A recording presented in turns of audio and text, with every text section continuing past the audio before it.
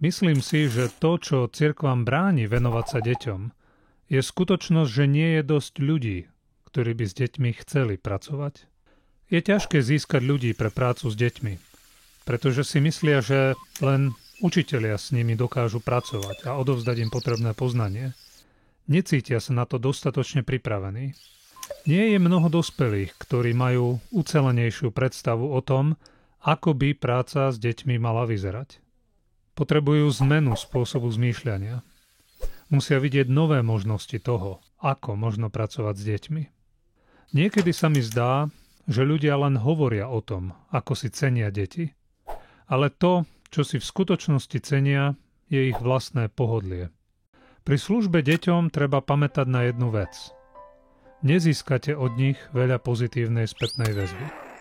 Nebudú stále hladkať vaše ego a hovoriť vám, aký úžasný ste práve mali prejav, alebo ako ste zmenili ich životy. To, čo robíte vy, nazývame sadenie semienok, pri ktorom nevidíte výsledky hneď. Nemôžete vidieť to, čo nemôžete vidieť, ale keď začnete vidieť, ako sú deti používané Bohom a ako konajú veci, o ktorých ste si mysleli, že ich nikdy nedokážu spraviť, pomôže vám to predstaviť si, čo všetko by sa ešte mohlo udiať. Myslím si, že ešte stále fungujeme v starom spôsobe zmýšľania. Deti je potrebné vidieť, nie počuť. Často deti podceňujeme a hovoríme, až keď vyrastieš, môžeš sa stať niekým. Až potom budeš mať čo povedať a ja ťa budem počúvať. Veriť deťom v ich mladom veku a investovať do nich je v skutku novou myšlienkou a ja som z nej nadšený. Tiež si myslím, že dospelí, ktorým chýba vízia pre deti a ich miesto v cirkvi, by mali byť takouto víziou vystrojení. Ako vedúci, zodpovedný za službu deťom, mám na starosti pomáhať im vidieť, aké by to mohlo byť, keby investovali do životov detí. Bez takejto inšpirujúcej vízie sa veci nezmenia.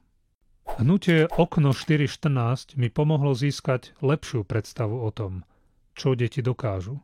Pomohlo mi to pochopiť, že deti môžu byť zapojené do služby modlitieb a príhovorov za druhých.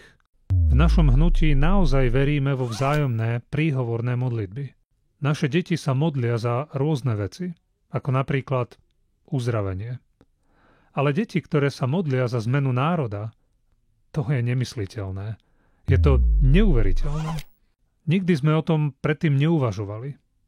Som preto naozaj inšpirovaný príbehmi o deťoch, ktoré počúvam z hnutia Okno 4.14.